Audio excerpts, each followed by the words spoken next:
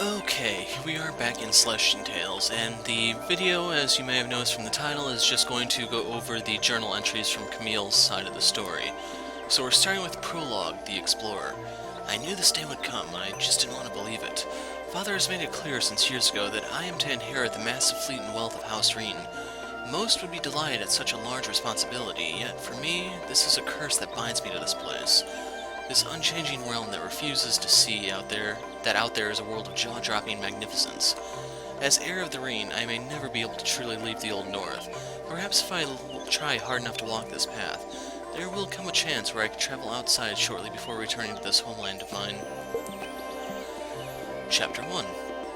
Lord Levant gave us a welcoming speech, but my mind wasn't on his words. I know blade bearers take in squires in batches, but I thought there would be one or two others, not 5.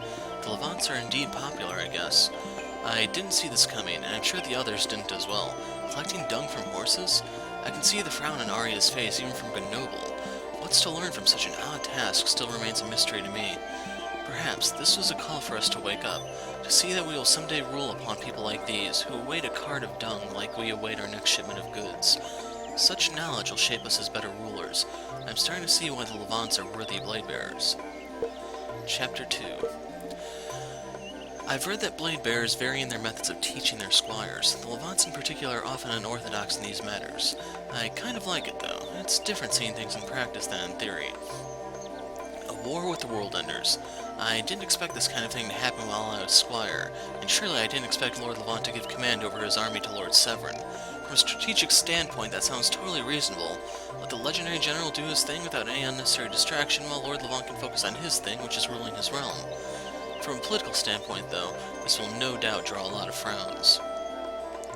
Raiding a village in the middle of the day in LaRue territory requires enormous courage, or stupidity. But this comes at a moment when Lord Severin has left the realm to fight the Enders in the north. It's a good effort, not that I endorse criminal activities, but fortunately, we're in the area. Sir Lupin LaRue came just after we defeated their leader. Aria seems to be offended by the fact that he's a Feolite, but I guess that's to be expected. I'd like to say we handed the bandits over to Sir Lupin because he's the steward of the LaRue realm and the law states that we should do so. Personally, though, I'd prefer we just stay out of trouble and let Sir Lupin deal with it. We've done enough. So, yeah, we are missing some apostrophes there. Anyway. We should bring the wheat that we brought to Grenoble. Lord Severin will be there with the army to take it away. If I'm lucky, Father would be too busy handling the ships he won't see me passing by. I'd hate to bother him. Working is his way to keep himself from thinking of Mother. Chapter 3, Call to Battle. This is my first time seeing Lady Belenus and the Seneschal. With the two of them, the Ravager and soon Lady Durandal, this war is shaping up to be a huge one. Perhaps not as massive as the war against the Ancients, but at least the largest of the decade. Why must it happen right at the time of my squirehood only the deus knows. People like Lord Gareth and Sir Abel are the most dangerous. The Geraldine are known for their strength of words, and Renard showed what it's like to be its victim. I wouldn't touch them with a 5-foot pole. I've read books about the World Enders, but none of them prepared me for this spectacle.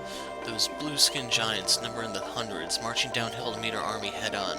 They shout war cries in the eerie union, as if warning us of the chaos they're going to unleash on our lands. I don't envy those who have to stand in front of those creatures. I'm not sure whether Lord Severin sees us as capable enough to guard the supplies, or incapable enough to join the front lines. Whichever it is, I'm happy as long as I don't have to face those giants yet. I don't think I'll ever be ready for that. Yeah, they're missing all the apostrophes in that paragraph. Standing still while knowing that your allies are risking their lives in a battle nearby puts a lot of guilt. Maybe this is why Renard hates the task so much. Fortunately, and I can't believe myself saying that, a few World Enders snuck up on us. Defeating them allowed me to praise myself for my contributions, but it left me feeling that something was off with the way those Enders attacked. Maybe I was just overthinking it. So I imagine the Ancients that are talked about in the first paragraph here are probably the enemy in the Ravager story that's coming out later, where you actually play as Severin. We'll see when it actually does. I actually have next to no information about it, though, to give you guys. Chapter 4, Broken City. I don't doubt Lord Severin's ability in commanding an army, but I surely didn't expect things to go this smoothly. Perhaps it's partly because he's with his two close colleagues, the Seneschal and Lady Belenus, who he once squired together with. Or perhaps it's the power of the sacred swords. I'm not a big believer of that, though. Aria is adamant that the Enders are chanting heathen faith, an interesting notion considering that she also thinks the very same creatures are short of mindless brutes. Perhaps there's more of these Enders than what meets the eye. So where's Megatron then? Maybe it's true that these Enders are one of humanity's biggest enemies. Montcalm is a testament to their ferocity. However, I can't help but feel wrong to see those Enders in that shape. No one, not even those barbarians, deserve such a fate. We're humans. Our minds should keep us from stooping so low. This man, I wonder if he's still one of us. It's arguable whether or not we'd survive without Sir Story back there, but I'd rather have him save us than fight those Enders by an inch of my life. When will this realm realize that not everything foreign is bad? When will its people stop staying still at one point in time and start embracing differences? I don't know. I just don't know what I'm doing. Taking such a dangerous item with me, not knowing its true powers. This will be something really decisive one day. Whether that's a good thing or bad, I suppose only time will tell. So our task is to take a story to Levantine, where he will be sent to the Outer Realms. Afterwards, we have to send the Seneschal's message to Lord Levant and inform him of what happened. I know exile is a heavy sentence. He'll have to start over from zero out there, without any of his noble wealth here. Still, seeing him leave for the Outer Realms makes me want to swap places with him. Chapter 5, Detour. When Father reminded me of how terrible politics can be, perhaps this is what he meant. A fencing of words, elegant in a glance, yet deadly in truth. One sentence may mean another's life. I don't envy the Seneschal for having to deal with this each time he has to lead a trial. But we cannot turn the time, and so Astoria has left us. It's impressive how Lord Levant kept his cool, even when a sibling of his was found as an arcane practitioner, and has been sent to exile. Perhaps that's what it takes to be a leader, to accept what is not in his control and focus on doing what is. The detour we took to clean up Astoria's belongings turned out to be rather bland. I don't expect to be able to take anything back for myself, but I'd at least find something. This bought time so I don't have to join the war too soon, though, so I'm fine with it. Yeah, I'm not totally sold on Levant being in the dark there.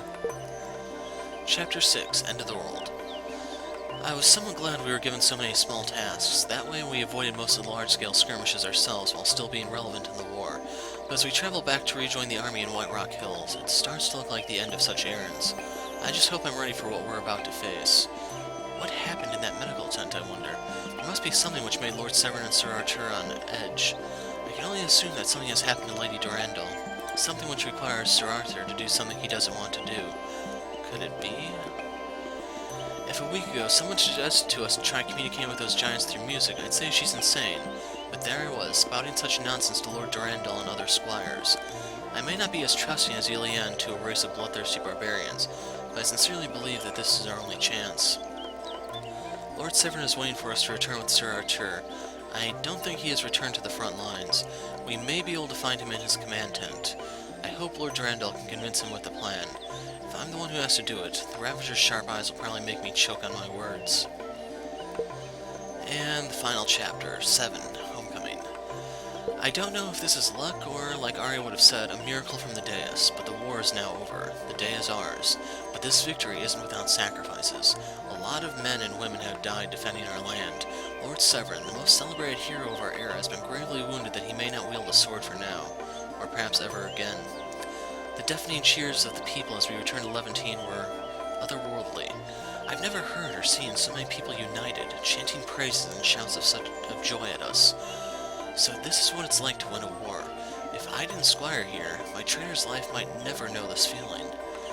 While I can't truly disagree about many nobles being corrupt, it certainly hurts to hear such things on this joyous occasion. I mean, to think badly of Lord Severn after all he did for this realm is just... I don't know. I guess we just can't please everyone. Father has reared me since forever for this, for knighthood, for that title which allows me to take over the family banner and continue the legacy of the Reen. While it pains me to be held by my chains of duty to my family, perhaps treading this path will someday allow me to travel to the Outer Realms. Perhaps. Only time will tell. Those hopes and excitement will have to wait for now. We'll have to wait. For now, I must focus on the knighting ceremony. Walk straight, Cammile, and hold your head high. You are into this. Congratulations. So, like, your only hint, I believe, up to this point, if you don't read the journal, that Cammile wants to explore is just when she's asking questions about the Cavern of Sylphs. Otherwise, it's pretty much something that takes the back seat to the rest of the story.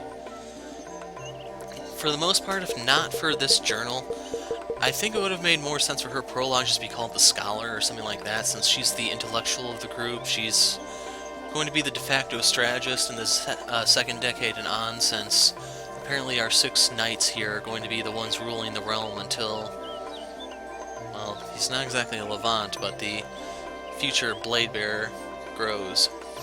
And the other point of interest is, who's going to wield the Garrow? Like, the only swordsmith, well, the only person who wields a sword in our group is Aria.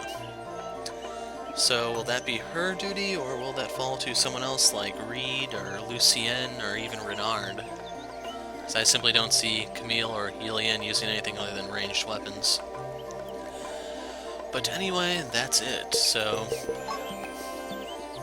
I don't think there's anything else here that I need to point out. No. Yeah, so that's Camille's journal. We have done the 100% route on her path. The only thing left to do is more characters to get the Truth Seeker achievement, and I could get the Paragon, but if you look at how much EXP that takes, that's a really long grind. That's probably going to add an hour or two onto the game clock, which I'm not exactly enthusiastic about.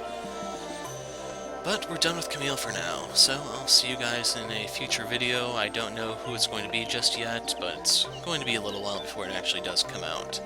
So until then, I'm the Hero of Light, thanks for watching, and goodbye.